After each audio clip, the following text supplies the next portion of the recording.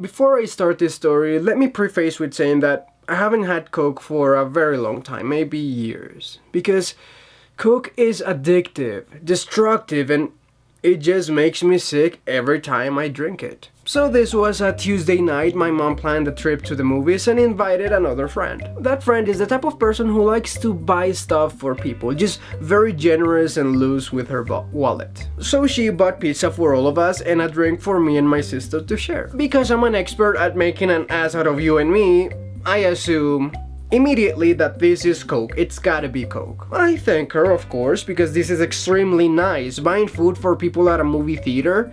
What's the opposite of a first world problem?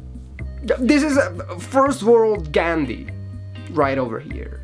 Point is, I thank her and I'm genuinely grateful because this is an amazing act of kindness, but I know that if this is Coke, I can't drink it. She then leaves to sit with my parents because they prefer to sit further up the theater, and my preferable theater sitting spot is non-negotiable. So I scooch over towards my sister and I whisper, "Can you please try this and tell me, is that Coca-Cola?" She leans forward, takes a sip, and sure enough, yeah, it's Coke. She confirms, and my world shatters, because what is pizza without a refreshing drink to go along with it? I mean, still pretty great, it's amazing. But I like to drink with my food. So, because I am a genius, I thought, hey, why don't I just go to the theater workers and tell them, hey, you know, I asked for a Sprite and you accidentally gave me Coke. It happens. Perfect. And so, proud of myself for finding a solution to my torment, I slid out of the theater to exchange Coke for something I could actually have. I power walked up to the counter, skipping a line of people waiting to buy overpriced theater food, and the guy behind the counter asked me, "How can I help you?" Sorry. I begin with saying sorry because I have assimilated to Canadian culture, which requires you to say sorry at any time a mistake has been made, no matter who's at fault. Sorry, it's just that I asked for Sprite and you gave me Coke. Which, now that I think about it, is pretty strange because my usual drink of choice is iced tea. Sometimes I like to mix it up a bit by asking for Fruitopia with a little bit of Sprite, but never just Sprite. Not at the theater. Anyways, the guy reaches over and grabs my drink, at which point I notice a girl stands by the guy for no particular reason. She's just watching the guy grab my drink. The guy then lifts the lid and slowly starts to pour down the drink as he glances at the liquid and then blankly stares at me. He says nothing. The girl next to him does the same. She looks at the liquid escaping the median cup, then at me. Complete silence. The liquid is unmistakably Sprite. This is probably just perception, but it took like 2 minutes for that Sprite to be all poured out. It looked like the Niagara Falls in slow motion. It felt like an eternity. As the guy finished this senseless task, he looked perplexed but not surprised, as if this wasn't the most absurd request he'd ever gotten. And with a bit of a condescending tone, he wondered out loud, "You want Sprite, right?" And I was already in hell, so I endured the torture of the palpable awkwardness. "Yes, please." But as horribly painful as this was, at least only strangers had witnessed my social failure. So I raised my head high and walked back into the theater. "That was Sprite!" I hear my mom scream across the moderately filled room. "What?"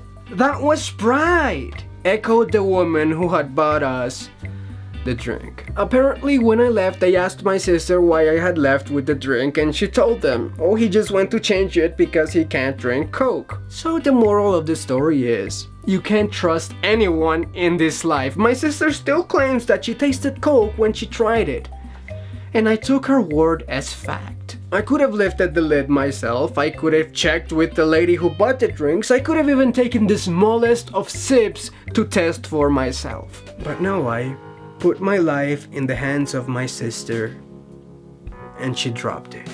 And now I fear I can never trust again. But I will, because that's what we humans do. We love. And when we love, we trust.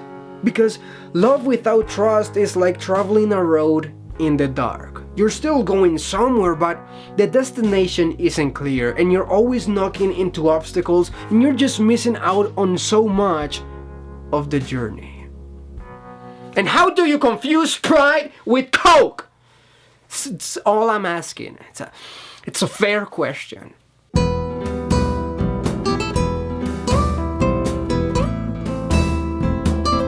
I think most of us have plenty of reasons to not trust others, and it's good to be reasonably skeptical. But living life without trusting is like living life in a bubble. Yeah, technically you might be safer. It's much harder for people to hurt you. But that's no way to live life. You can't let the fear of pain keep you away from pleasure. You can't let the fear of sadness keep you away from happiness. You can't let the fear of a broken heart keep you from love. Love you, little K's. I don't know if you always listen to me when I say this, but if you haven't subscribed, now is the time to do so, because I make videos, and when you subscribe, they appear in your feed if you have a YouTube account, and that's what subscribing does. You get my videos when they come out, and it's free. Also, I am on Facebook and Twitter, and I have those links downstairs, and when I say downstairs, I mean like in the description place. So, and also you can donate money to my Patreon, which right now only 2 amazing people do at the moment as I'm recording this. And they are amazing, and you could be as amazing as they are, if you want to. It's all up to you. But now I gotta go cringe, because that's all I do now. Every time I think of that guy and that girl's face as he pours out that Sprite. I don't think I will ever be able to look at Sprite and Coke the same way ever again. See you later, crocodile.